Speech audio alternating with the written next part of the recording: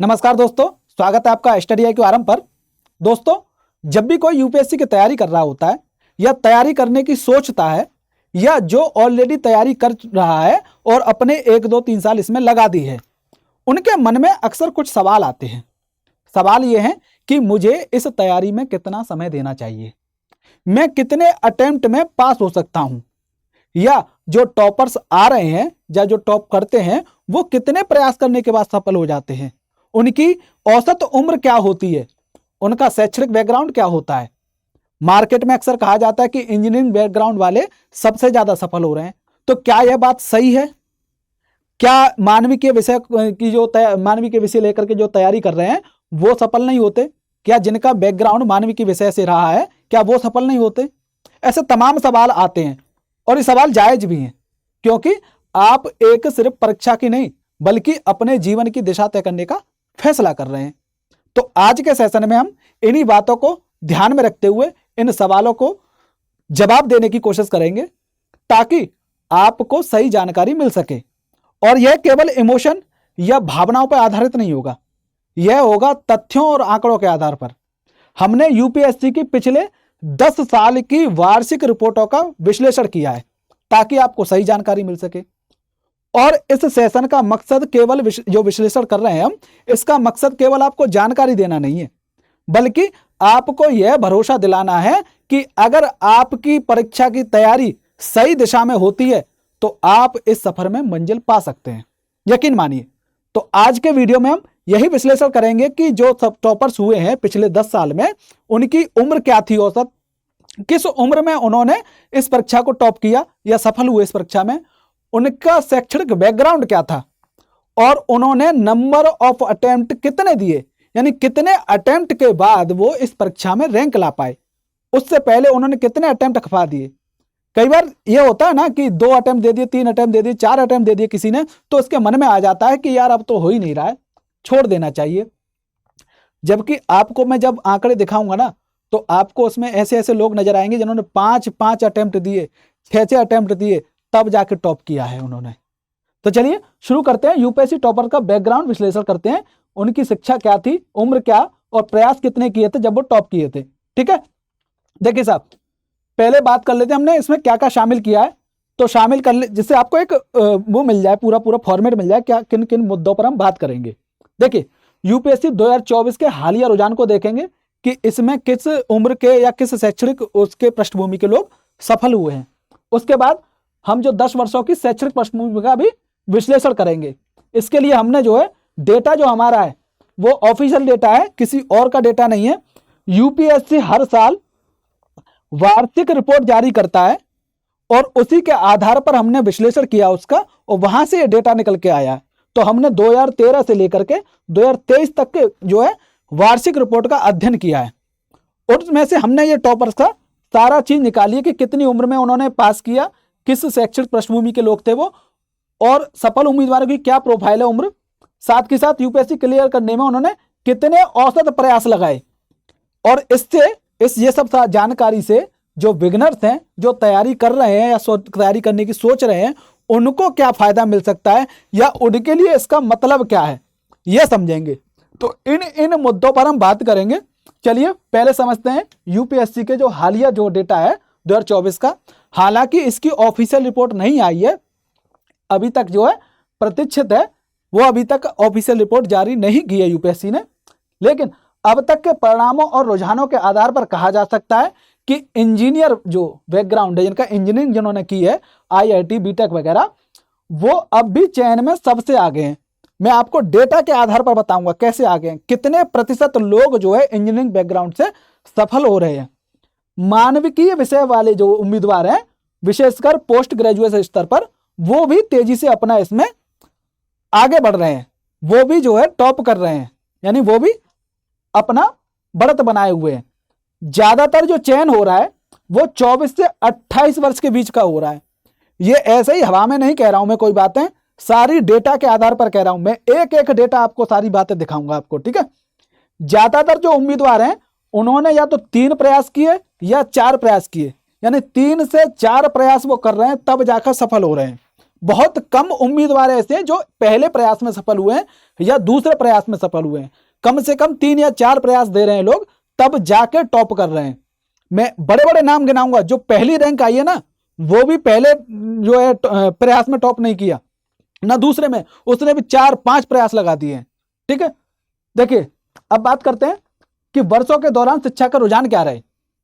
जब मैंने पूरा विश्लेषण किया उन रिपोर्टों का, 10 साल की रिपोर्टों का, पूरी 10 साल की रिपोर्टों का मैंने जब विश्लेषण किया, यूपीएससी जो जारी करता है वार्षिक रिपोर्ट, तो उनका विश्लेषण किया, तो उससे निकल के आया कि अधिकांश जो टॉपर्स हैं वो इंजीनियरिंग डिग्रीधारी हैं, यानी इंजीनियर बैकग्राउंड के हैं। वो ज्यादातर टॉपर इससे बन रहे हैं।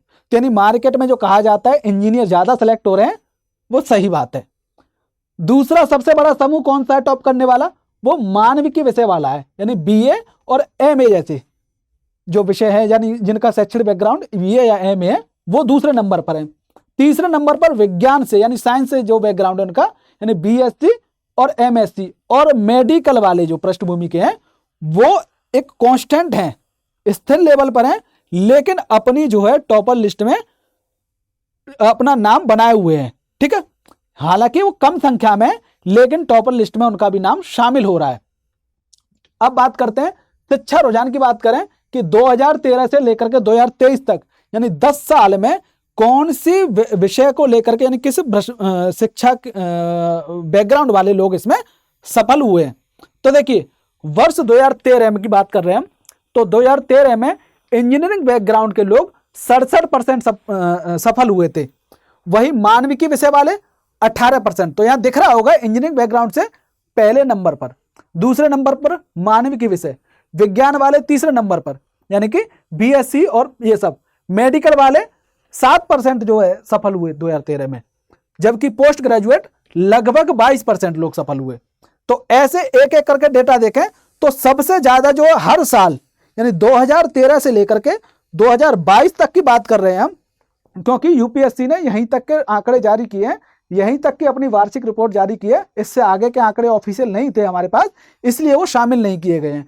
ठीक है, तो 2013 से लेकर के 2022 तक इंजीनियरिंग बैकग्राउंड वाले ही बढ़त बना के रखे हैं, यानी कभी 67%, 70%, 68%, 65%, 68%, 69%, 71%, 76%, 70%। सबसे ज्यादा 2020 में सफल हुए, यानी सबसे ज्यादा 2020 में इंजीनियरिंग बैकग्राउंड के टॉपर्स रहे।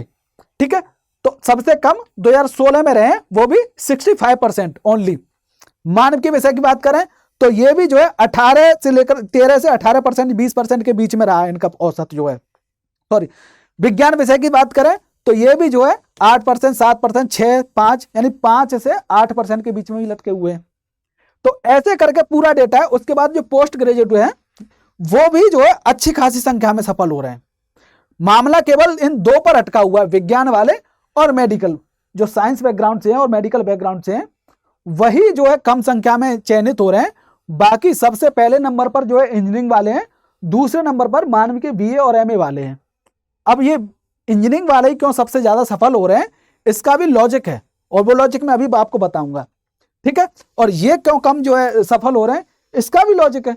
देखिए अगर औसत उसकी बात करूं तो यूपीएससी उम्मीदवारों की औसत शैक्षणिक पृष्ठभूमि क्या रही, तो इंजीनियरिंग का जब मैं पूरे 10 साल का इसका औसत निकालूं, एक सेकेंड, हाँ, इसका पूरे 10 साल का औसत निकालूं, इन सबको जोड़ करके 10 का डिवाइड करूं, इन सबको जोड़ करके 10 का डिवाइड करूं, तो मेरा औसत निकल के आ रहा है कि इंजीनियरिंग बैकग्राउंड के जो लोग हैं वो 69.6% लोग सफल होते हैं हर साल। एक औसतन बात कर रहे हैं हम। ठीक है, तो हर साल सबसे ज्यादा इंजीनियरिंग बैकग्राउंड के लोग सफल होते हैं 69.6%। उसके बाद जो है मानविकी के विषय वाले हैं बीए एमए, वो 16.9%। दूसरे नंबर पे, संख्या बहुत कम है इनके मुकाबले अगर देखा जाए तो बहुत कम है, लेकिन फिर भी दूसरे नंबर पर है। तीसरे नंबर पर साइंस बैकग्राउंड वाले हैं, वो बेचारे सबसे कम है, 6.4%। इनका औसत यही है, हर साल जो है इतने प्रतिशत लोग सफल हो रहे हैं विज्ञान से। जबकि मेडिकल वाले जो है 7.1% और पोस्ट ग्रेजुएट 22% का अपना शेयर लेकर बैठे हैं।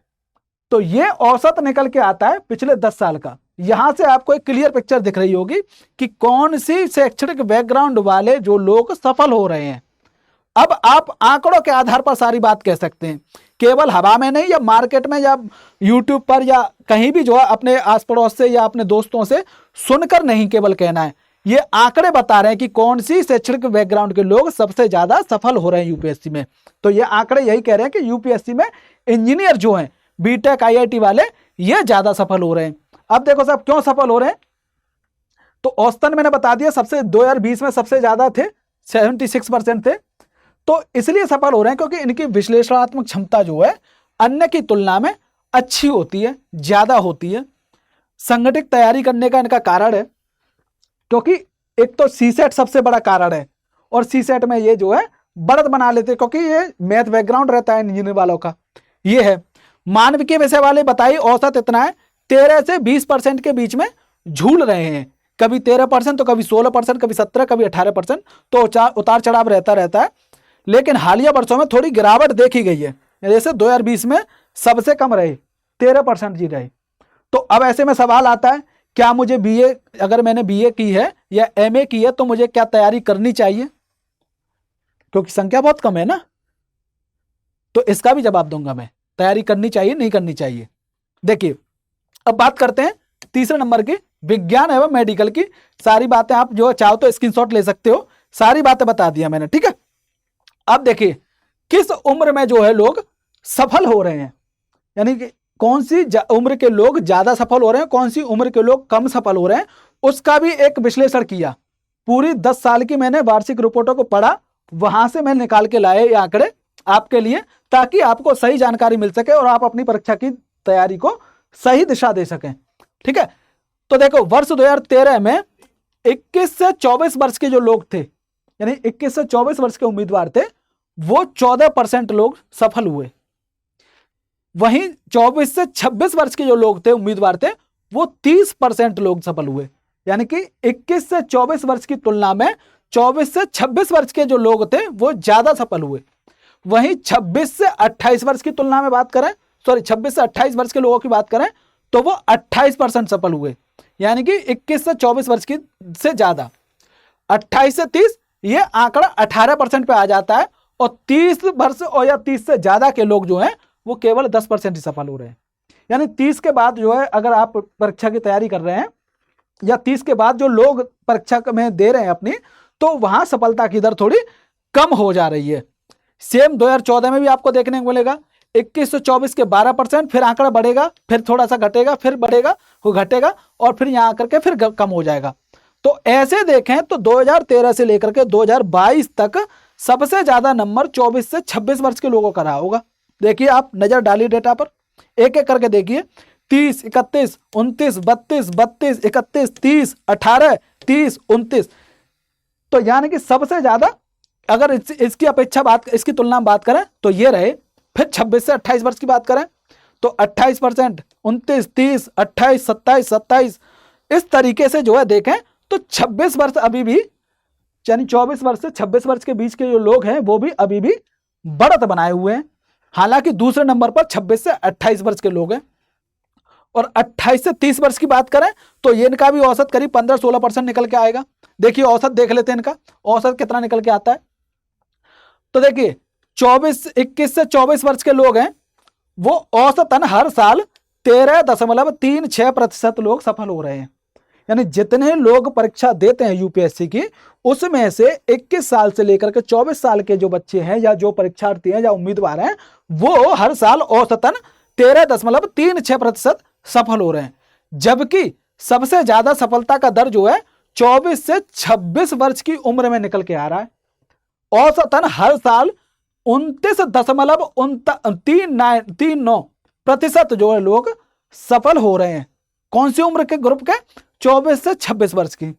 तो यानी कि ये उम्र एकदम गोल्डन उम्र लग रही है यहाँ पे, तो कि यहाँ पर आप चांस है कि आप क्लियर कर सकते हैं। अगर यहाँ नहीं कर पाए तो आपके पास अगली उम्र सीमा आ रही है, वो है 26 वर्ष से 28 वर्ष की। यहां पर जो है औसतन हर साल 27.66% लोग जो है सफल हो रहे हैं। कौन सी उम्र के? 26 से 28 वर्ष से। यानी कि यहां देखें तो पहले नंबर पर ये है 24 से 26 वर्ष के लोग, और दूसरे नंबर पर 26 से 28 वर्ष के लोग सफल हो रहे हैं। वहीं तीसरे नंबर की बात करें तो 28 से 30 वर्ष के लोग जो है औसतन 18.64% लोग सफल हो रहे हैं। जो भी उम्मीदवार परीक्षा दे रहा है हर साल औसतन इतने। और वहीं 30 वर्ष के लोगों की बात करें या उससे ज्यादा के लोगों की बात करें तो वो औसतन जो है 9.79% लोग सफल हो रहे हैं।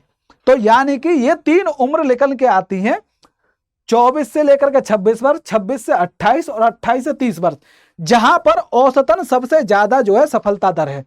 वहीं सबसे कम सफलता दर जो है यहां निकल के आती है 30 वर्ष या 30 वर्ष से ज्यादा, और फिर उससे ज्यादा थोड़ी सी 21 वर्ष पे। अब निष्कर्ष के तौर पे कहा जाए कि यानी कि 24 से 28 वर्ष की जो उम्र है, यानी कि 24 से 28 वर्ष की जो उम्र है, वहां पर चयन की सबसे अधिक संभावना है, क्योंकि यहां आपका माइंड थोड़ा शार्प होता है। आप यहां चीजें सोच रहे होते हैं, समझ रहे होते हैं, यहां पर थोड़ा आपका माइंड जवान से थोड़ा सा, यानी कि एक 24 साल तक की उम्र में आपका माइंड जवान हो गया, अब यहां पे चीजें समझने लग गया है, जानने लग गया है क्या हो रहा है, आप गंभीर होने लग गए हैं यहाँ चीजों पर। तो इसलिए यहां पर ये उम्र सब बढ़िया निकल के आ रही है। हालांकि 30 वर्ष से ऊपर भी जो है चयन संभव है, ऐसा नहीं है 30 वर्ष के बाद लोग सफल ही नहीं हो रहे हैं। 9% का आंकड़ा है ना, 10% लगभग, तो यानी कि यहां पर भी चयन संभव है। इसलिए ये नहीं सोचना है कि अगर मैं 30 वर्ष का हो गया, 28 या 29 वर्ष का हो गया तो मुझे तैयारी छोड़ देनी चाहिए क्योंकि औसतन जो बहुत कम है। नहीं, संभावना है आपकी भी। यहां पर आप अगर जल्दी तैयारी शुरू कर देते हैं तो आपको भी जो फायदा मिल जाएगा, यानी कि जो ग्रेजुएशन कर रहे हैं या ग्रेजुएशन करने के बाद जो लोग तैयारी की सोच रहे हैं, तो आप भी फायदा उठा सकते हैं इसका। कैसे फायदा उठाएंगे, मैं सारी बातें आपको आगे बताऊंगा। अब देखिए, उम्र प्रोफाइल हमने बताई। अब देख लें तो टॉपर जो भी पहली रैंक लाए, पिछले जो है 10-20 साल में जो भी पहली रैंक लेकर आए ना, उनकी औसत उम्र देखिए आप। देखिए 2024 में शक्ति दुबे जी जो हैं टॉपर रही, इनकी औसत जो उम्र थी वो 28 वर्ष थी। वहीं देखिए 2023 में आदित्य श्रीवास्तव, उनकी 26 वर्ष थी। मैंने पीछे दिखाया था ना आपको, औसत निकल के आया था, तो वहां पर देखिए 28, 26, 26, 26, 24, जो मैंने बताया था ना, 24 से 28 वर्ष की उम्र में सबसे ज्यादा संभावना है सफल होने की, तो वही निकल के आ रहा है आंकड़ा। देखिए 31, जो 30 वर्ष से भी ऊपर के लोग सफल हो रहे हैं, उसके भी संभावना है, बताया था मैंने। तो ईरा सिंघल जी जो हैं वो 2014 में सफल हुई थी। हालांकि 2015 में जो मैंने बताया था कि आप अर्ली स्टार्टिंग करते हैं तो आपको उसका भी फायदा मिलता है। टीना डाबी जी देखिए 2015 में 22 वर्ष की उम्र में जो उन्होंने सफलता पा ली थी। इन्होंने क्यों सफलता पा ली थी? क्योंकि ये पहले ही तैयारी शुरू कर चुकी थी, अपनी ग्रेजुएशन से पहले ही तैयारी शुरू कर चुकी थी टीना डाबी जी। तो ये टॉपर रहे। और भी देखिए टॉपर वर्ष 2013 में जो है गौरव अग्रवाल जी थे, वो 29 वर्ष की उम्र में सफल हुए। फिर 26, 24, 24, 27, 30, 28, 27, 27, 29, तो यह फिर निकल के आ रहा है 24 से लेकर के 28 वर्ष की उम्र के लोग ज्यादा सफल हो रहे हैं। हालांकि अन्य वर्ग के जो अन्य उम्र के लोग भी सफल हो रहे हैं, लेकिन उनकी सफलता दर कम है। और ये हमने जो भी उम्र दिखाई जा रही है वो परीक्षा उत्तीर्ण करने की तिथि तक है, ठीक है। उसके बाद इनकी तो उम्र ज्यादा होगी। तो 2012, 2005, 13, 6, 7, 8 ऐसे करके आपको यहाँ आंकड़े दिख रहे हैं। चाहो तो आप इसका स्क्रीनशॉट ले सकते हैं, आप अपना भी अलग से जो है विश्लेषण कर सकते हैं, ठीक है। सफलता दर है प्रयास के अनुसार, यानी कितने अटेम्प्ट देने के बाद लोग सफल होते हैं।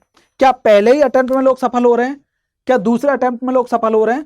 तो देखिए फिर से 10 वर्ष का मैंने विश्लेषण किया, पूरी वार्षिक रिपोर्ट उठाई यूपीएससी की, एक एक करके देखा किस रिपोर्ट में, हर एक रिपोर्ट में देखा कि सफलता दर जो है कितने प्रयास के बाद जो बढ़ रहा है या कम हो रहा है।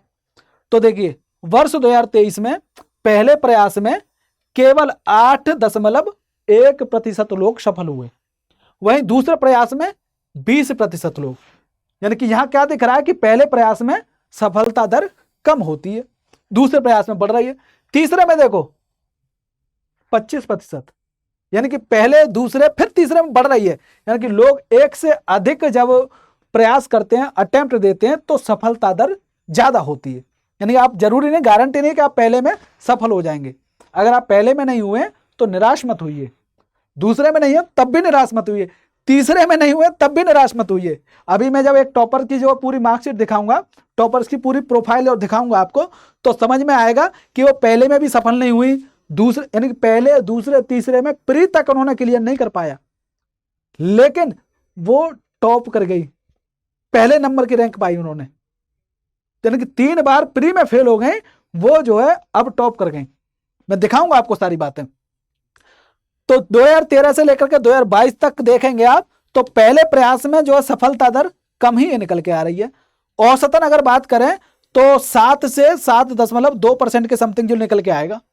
दूसरे प्रयास में देखिए चांस बढ़ रहे हैं सफलता के, तीसरे प्रयास में देखिए और ज्यादा बढ़ते हुए दिख रहे हैं आगे, चौथे प्रयास में देखिए, पांचवें प्रयास में देखिए 34%, 33%, 32%, 34%, यानी कि एक से अधिक आप अटेम्प्ट दे रहे हैं, यानी एक से अधिक अटेम्प्ट देने वाले जो लोग थे वो ज्यादा टॉप किए, ज्यादा सफल हुए, उनकी औसत दर जो है ज्यादा है। देखिए औसत, जब जिन्होंने पहले प्रयास किया वो केवल 7.92% लोग ही सफल हुए उसमें, जबकि दूसरे प्रयास में 18.09% लोग सफल हुए, तीसरे प्रयास में 29.95%, यानी कि तीसरे प्रयास में सफलता दर बढ़ गई है, एक से अधिक प्रयास देने वाले लोग टॉप कर रहे हैं, इसका मतलब ये निकल के आ रहा है आंकड़े।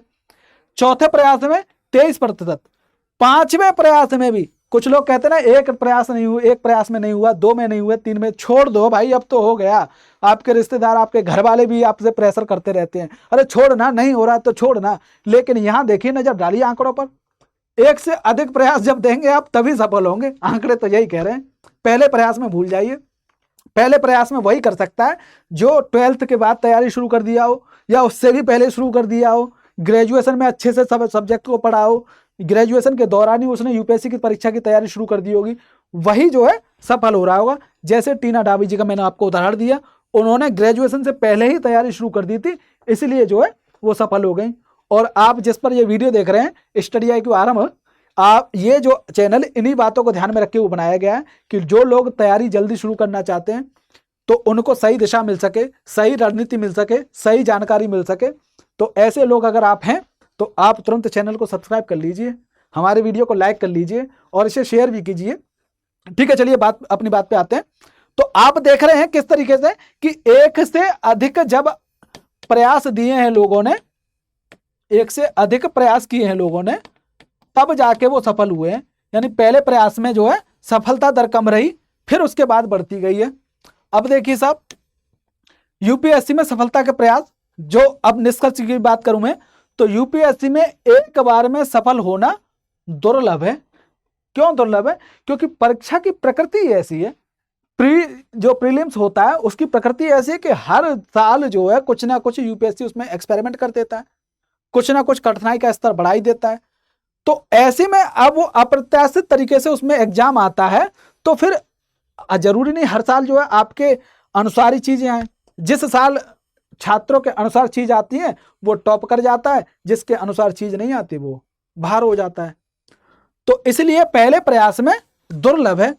ये नहीं कह सकते कि साहब जिसका पहला प्रयास में नहीं हुआ है या जो प्री पास नहीं कर पा रहा है वो इस परीक्षा के लायक नहीं है, ये मत कहना किसी से, बहुत गलत बात होगी ये कहना। क्योंकि ऐसे लोग, मैं फिर कह रहा हूं आपको, मैं पूरे उदाहरण के साथ बताऊंगा ये बात कि पहले प्रयास यानी पहले में प्री नहीं हुआ, दूसरा प्री नहीं हुआ, तीसरा प्री नहीं हुआ, चौथे में जाकर के प्री हुआ लेकिन वहां पर मेंस नहीं हुआ, पांचवें में जाकर के जो है अटेम्प्ट जब दिया पांचवा, वहां जाकर के प्री हुआ, मेंस हुआ, इंटरव्यू हुआ, फिर जाकर के रैंक आई 1 नंबर। तो जिन्होंने यानी कि उन्होंने तो 3 बार प्री तक नहीं निकाल पाई वो, तो क्या वो जो इस परीक्षा के लायक नहीं थी? लेकिन जब 3 साल उन्होंने दिया, हो सकता है उस दौरान उनकी मेहनत में कोई कमी रही हो, परीक्षा की तैयारी में कोई कमी रही हो, या उस दौरान जो है जो परीक्षा प्री आई उनके अनुसार जो नहीं आई, चीजें अप्रत्याशित तरीके से आ गई, इसलिए वो नहीं हो पाई। तो इसलिए जो प्री नहीं निकाल पा रहे हैं तो उनसे ये मत कहना कि भाई आप इस परीक्षा के लायक नहीं हो।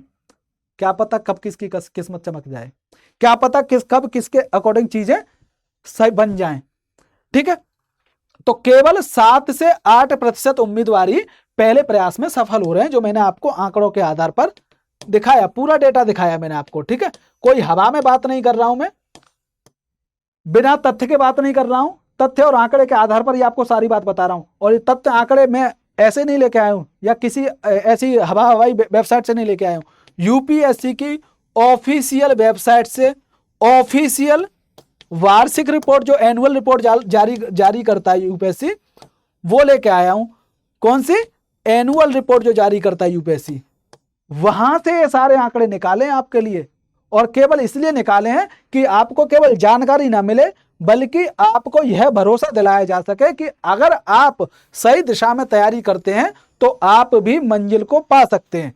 केवल आप सफर में नहीं रहेंगे, आप भी मंजिल पा सकते हैं अगर सही दिशा में तैयारी करें।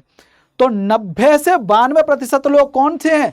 जो दूसरे या बाद के प्रयास हैं, उनमें जब वो दे रहे हैं तब वो सफल हो रहे हैं। तो यानी कि बहुत बड़ा आंकड़ा है, कोई छोटा मोटा आंकड़ा नहीं है ये। 90% से 92% लोग जो है दूसरे या तीसरे या चौथे प्रयास में सफल हो रहे हैं। ठीक है, तो इसलिए आप जो है अपने आप को कमतर मत आकिए, डिमोटिवेट नहीं होना है, अपना आत्मविश्वास नहीं खोना है। अगर आपका 1 या 2 प्रयास में नहीं हुआ है या 3 प्रयास में नहीं हुआ है, मेहनत करिए, लगन से आप लगे रहते हैं, आपकी जो है तैयारी सही दिशा में चलती है या चलाते रहते हैं आप, तो आपकी सफलता मिल सकती है। ऐसा कुछ नहीं है कब आपके जो सितारे चमक जाएं। ठीक है, कुछ वर्षों में हर तीसरे चयनित ने 5 प्रयास किए हैं। देखिए, यानी कि जो भी सेलेक्ट हो रहे हैं 1 2 3 4 5 6 7, आगे से देखें तो इसे छोड़ दें, इसे छोड़ दें, ये 5 प्रयास दिया, इसे छोड़ दें, ये छोड़ दें, ये 5 प्रयास किया, इसे छोड़ दें, इसे कर दें, ये 5 प्रयास किया। यानी हर तीसरे चयनित ने 5 प्रयास किए, तब जाके वो सफल हुआ है। ठीक है, अब देखिए, मैं शक्ति दुबे जी के बार बार जो कह रहा था ना, मैं आपको उदाहरण दूंगा, उदाहरण दूंगा। देखिए उदाहरण देखिए, शक्ति दुबे 2024 में इन्होंने पहली रैंक पाई है, टॉपर रही है, टॉपर रही है ये 2024 में, पहले नंबर पे आई हैं, 1 नंबर की रैंक लेके आई हैं। लेकिन अब इसने सफर देखिए, टोटल इन्होंने कितने अटेम्प्ट किए? 5 अटेम्प्ट किए इन्होंने टोटल, जिसमें 3 अटेम्प्ट में तो इनका प्रीलिम्स तक नहीं हुआ, प्री में ही बाहर हो गई 3 अटेम्प्ट में। तो क्या इन्हें कोई अगर कह, हो सकता है उस दौरान इनसे भी कई लोगों ने कहा होगा, इनके साथियों ने या इनके जलने वालों ने या इनके रिश्तेदारों ने, अरे 3 प्रयास में प्री तक नहीं क्लियर कर पा रही हो तो बेटी घर आ जाओ वापस, तुमसे ना हो पाएगा, प्री तक तो आप क्लियर नहीं कर पा रहे हो, मेंस और इंटरव्यू की क्या बात की जाए आपसे। तो अगर ऐसा कह देते और इन बातों को सोच करके ये घर बैठ जाती तो क्या ये जो है टॉप कर पाती? तो 3 बार जो इन्होंने प्री दिया, प्री में ये फेल हो गई, लेकिन हिम्मत नहीं हारी, परीक्षा की तैयारी नहीं छोड़ी, अपनी तैयारी को धार देती नहीं है, जहां कमी रही होगी उसको ध्यान दिया होगा और उसके अपनी दिशा को सही तरीके से सही दिशा में ले गई होंगी परीक्षा की तैयारी को। तब जाके इन्होंने चौथा प्रयास किया, चौथे प्रयास में ये इंटरव्यू तक तो पहुंची, लेकिन चयन नहीं हुआ। फिर जाके इन्होंने 5वां प्रयास किया, और 5वां प्रयास 2024 में, पिछले ही साल। ठीक है, 2024 में क्या, जहां इन्होंने प्रीलिम्स भी पास किया, मेंस भी पास किया, इंटरव्यू भी पास किया, सब क्लियर होने के बाद इनकी रैंक आई पहली, 1 नंबर की रैंक आई। कितने प्रयास में? 5 प्रयास में। इसलिए अगर आपका नहीं हो रहा है 1 प्रयास में, 2 प्रयास में, 3 प्रयास में, तो निराश मत होइए। 3 बार फेल हुई है ये प्री में, चौथी में जाकर के उन्होंने प्री मेंस निकाला, प्री निकाला, लेकिन वहां पर भी इनका अंतिम चयन नहीं हुआ अंतिम रूप से। 5वें प्रयास में अंतिम रूप से चयन हुआ, और केवल चयन नहीं हुआ, अच्छा चयन हुआ, अच्छा में भी बहुत बहुत बहुत अच्छा, यानी कि टॉप रैंक इन्होंने पाई है 1 नंबर की। ठीक है, ये इनकी मार्कशीट है, ये ये जो है शक्ति द्विवेदी हैं, इनकी मार्कशीट है। ऐसे पेपर में इन्होंने 100 मार्क्स आए थे इनके। तो इस तरीके से चाहो तो आप इसका स्क्रीनशॉट ले लीजिए और देख लीजिएगा बाद में आप इसे। ठीक है, तो यानी कि अब क्या कहा था कि कौन सी पृष्ठभूमि के बेहतर लोग हैं? सवाल तो फिर यही आएगा ना कि जब इंजीनियरिंग वाले ज्यादा हो रहे हैं तो क्या इंजीनियरिंग वाले को ही करनी चाहिए यूपीएससी, बाकी सबको छोड़ देनी चाहिए क्या? तो देखिए, ऐसा कोई निश्चित नियम नहीं है कि कौन सी विषय वाले को लिए सही है या बेहतर है। लेकिन कुछ विशेषताएं जिनके आधार पर आप जो है फायदा ले सकते हैं, लाभ ले सकते हैं अन्य के अपेक्षा। जैसे इंजीनियरिंग वाले हैं, उनकी तार्किक समझ होती है, तार्किक सोच होती है, तो वो सीसेट में क्लियर कर सकते हैं, तार्किक सोच सकते हैं, ठीक है साहब, सीसेट में बढ़त ले सकते हैं। और शायद यही एक कारण है जिसकी वजह से जो है ये ज्यादा सफल हो रहे हैं। मानविकी विषय वाले के पास क्या वो है फायदा, बढ़त क्या है, वो ऑप्शनल में बढ़त ले सकते हैं, वो जीएस में बढ़त ले सकते हैं, क्योंकि ये सारी चीजें वो ग्रेजुएशन के दौरान पढ़ रहा होता है, वो उसकी सब्जेक्ट तरह ही होती हैं। जबकि इंजीनियर वाले का इससे दूर दूर तक नाता नहीं होता है, जो है 12th के बाद, 12th से पहले भी मतलब 11th के बाद इसके दूर दूर से नाता नहीं होता है इनका, तो फिर भी वो सफल हो रहा है। आपका तो यहाँ पर जो है ठीक ठाक जो है अनुभव हो जाता है, 3 साल 4 साल में निबंध में बढ़त ले सकते हैं, तो यानी इन सब में सब्जेक्ट में आप बढ़त ले सकते हैं, लेकिन तभी ले सकते हैं आप जब आप ग्रेजुएशन में सही तरीके से पढ़ें, ग्रेजुएशन को अच्छी तरीके से यूपीएससी के सिलेबस के साथ तालमेल बिठा करके अगर आप पढ़ते हैं तो आप यहाँ बढ़त ले सकते हैं, ऐसा कुछ नहीं है। जब आप ग्रेजुएशन ही खराब कर देंगे तो फिर कहाँ से बढ़त ले पाएंगे। फिर उसके बाद ग्रेजुएशन के बाद जो है तैयारी जब कर रहे हैं वहां पर भी आप अपनी स्थिति खराब कर ले रहे हैं, सिलेबस को देख नहीं रहे हैं, सही दिशा पकड़ नहीं रहे हैं। तो सही दिशा पकड़िए और सही तरीके से पढ़िए तो आप भी बढ़त ले सकते हैं। देखिए ना यहाँ पर कुछ विशेषताएं जो आपको बढ़त दिला सकती है। विज्ञान वाले इस तरीके की बढ़त ले सकते हैं, ठीक है। अब देखिए साहब निष्कर्ष के तौर पर क्या कहें हम, तो निष्कर्ष के तौर पर यही है, यूपीएससी सफलता जो है वो दीर्घकालिक समर्पण है, यानी कि ये मैराथन है, छोटी दूरी की दौड़ नहीं है ये। तो आप अगर दीर्घकालिक रूप से इसमें लगे रहते हैं, समर्पण के साथ लगे रहते हैं, मेहनत सही दिशा में करते हैं आप, तो आप भी सफल हो सकते हैं, ठीक है। और एक योजना आपकी होनी चाहिए, एक रणनीति आपकी होनी चाहिए। ये रणनीति के लिए मैं वीडियो बना चुका हूं, 3 साल की रणनीति पूरी, जो ग्रेजुएशन कर रहे हैं उन लोगों के लिए 3 साल की क्या सही रणनीति होनी चाहिए, उस पर ऑलरेडी मैं एक वीडियो बना चुका हूं, तो आप चैनल पे जाकर उसे देख लीजिए, ठीक है। सिलेबस कैसे समझना है, क्या स्ट्रक्चर है सिलेबस, वो भी मैं जो है पूरे डिटेल में समझाया है कि इसका पाठ्यक्रम और संरचना, इसको भी मैंने पूरी डिटेल में समझाई है। आप उस वीडियो को जाकर देख लीजिए, लाभ मिलेगा आपको, ठीक है। तीसरे और चौथे प्रयास में ज्यादातर चयन हो रहे हैं, तो इसलिए पहले दूसरे पे अगर आप फेल हो जा रहे हैं, तीसरे में भी फेल हो जा रहे हैं, तो निराश मत होइए, बल्कि जहां कमी दिख रही है आपको अपनी तैयारी में उनको सुधारिए, सफल आप ही हो सकते हैं, ठीक है। अपनी तैयारी को सही दिशा दीजिए। 24 से 28 वर्ष की जो उम्र है वो सफलता का सुनहरा समय दिख रहा है, आंकड़ों के आधार पर हमने सारी बातें देखी। तो अगर आप इस एज में हैं तो इसका फायदा उठाइए, उसी तरीके से इस एज के अनुसार आप अपनी तैयारी को धार दीजिए। साथ के साथ अगर आपकी रणनीति अच्छी होती है, लेखन अभ्यास आप निरंतर कर रहे होते हैं, आंसर राइटिंग और उपयुक्त वैकल्पिक विषय चुनते हैं, तो आप भी टॉपर्स की रैंक में शामिल हो सकते हैं। ऐसा नहीं है टॉपर्स कहीं हवा से उड़ के नहीं आ रहे हैं या आसमान से गिर नहीं रहे। तो देखिए कौन एज ले सकता है, शीघ्र शुरुआत करिए साहब, जल्दी निरंतर लेखन अभ्यास करते रहिए और गहन वैकल्पिक समझ बनाइए, तो आप भी सफल हो सकते हैं, ऐसा नहीं है। तो आज के सेशन में इतना ही। उम्मीद है आपको सारी बातें समझ में आई होंगी, आपको एक दिशा मिली होगी, आपको जो आपके मन में कुछ संदेह रहे होंगे वो शायद क्लियर हुए होंगे। ना क्लियर हुए तो एक बार इसे फिर से देख लेना, स्टार्टिंग से लगा करके वीडियो को देखना, सब समझ में आ जाएंगी बातें आपको।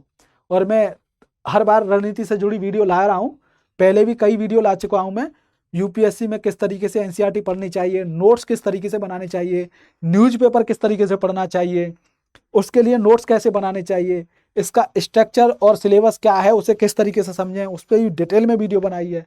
जो लोग ग्रेजुएशन कर रहे हैं या 12th में हैं वो तैयारी कैसे करें अभी से, तो उसका मैंने 3 साल का पूरा रोड मैप बनाया है, पूरा रोड मैप, पूरी रणनीति दी है मैंने उसमें, उस वीडियो को जाकर के देखिए। अगर आपको यह वीडियो अच्छा लगा है तो इसे कृपया लाइक कीजिए और हमारे चैनल को सब्सक्राइब कीजिए, साथ के साथ इस वीडियो को शेयर भी कर दीजिए ताकि अन्य लोग भी इस पर लाभान्वित हों, उनको भी सही जानकारी मिले। केवल जो मार्केट में हवा फैली हुई है या जो भी मार्केट में बातें हैं उनको सत्य ना माने, आंकड़ों के आधार पर, तथ्य के आधार पर जो बातें सारी क्लियर करें हम अपनी, ठीक है। चलिए मिलते हैं अगले किसी वीडियो में, तब तक के लिए नमस्कार, धन्यवाद। स्टडी IQ IAS, आपका सिलेक्शन हमारा मिशन।